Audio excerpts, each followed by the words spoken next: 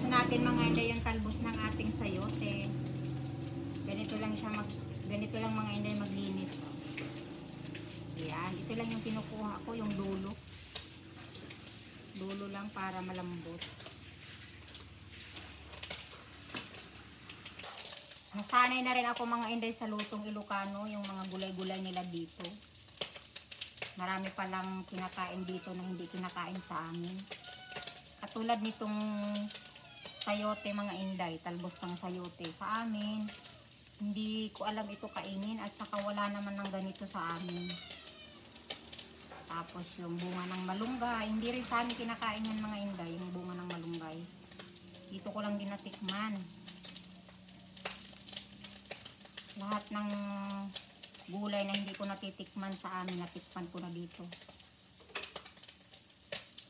Ganyan pala, masarap pala.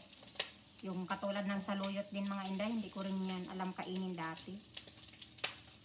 Pero napagkadami sa amin ng ganyan, hindi lang pinapansin. Hindi binubunot lang sa amin yan mga inday. Saluyot, saka rabong. Hindi pinapansin sa amin. Yung sigarilyas, hindi rin pinapansin sa amin mga inday. Maraming gulay na hindi pinapansin sa amin. Bulaklak ng kalabasa, hindi rin pinapansin. Ang kinakain lang namin talaga dun mga inday, yung mga bunga ng kalabasa, tapos yung sitaw. Pero hindi namin tinatanggalan kasi ng mga ganito, mga talbos, dahil ang sabi nila hindi na daw mamumunga kapag pinalbusan.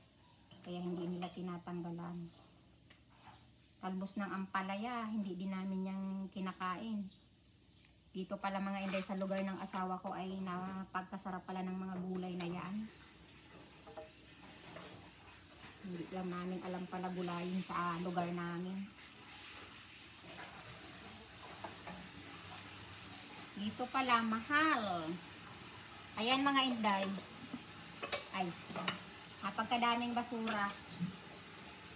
Ayan oh, mas marami ang reject. O, diba 40 pesos yung ating nabili. 40 pesos to mga inday, pero yan yung basura, yung reject niya, ito lang yung nakuha natin. Ang complete ng nakuha natin.